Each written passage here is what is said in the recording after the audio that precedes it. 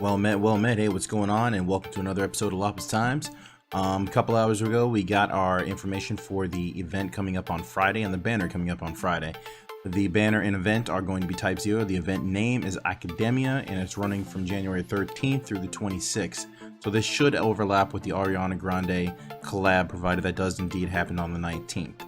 The event currency is Phantoma, and the event also has the difficulty of dungeons will be beginner, intermediate, advanced, pro, and elite.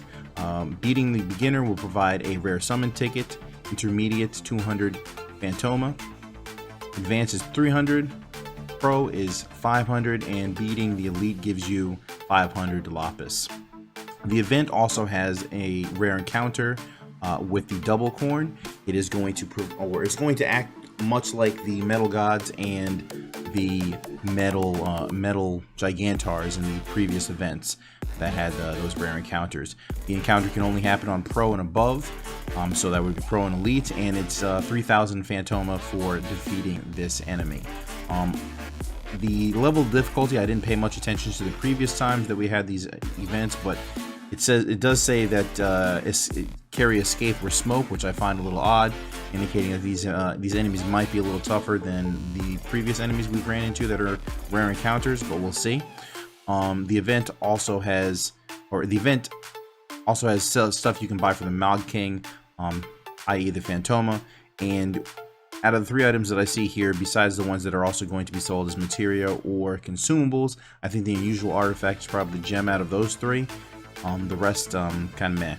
Anyway, the characters from Type-0 will provide a bonus if you have them, and you can stack them up. If you have more than one ace, you will definitely get the increased bonus from the 100%. You can stack that up to 500% if you can manage to score 5 of him.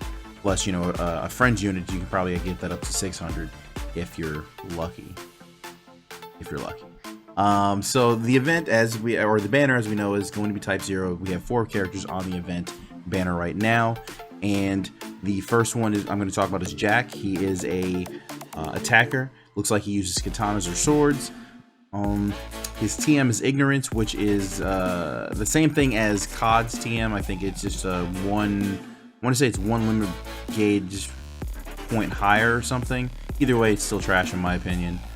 Next up we have Trey, which is he's a 3-star base. So was Jack, 3-star base, goes up to 5-star. Trey has a TM called Knowledge. It's magic and spirit plus 20%.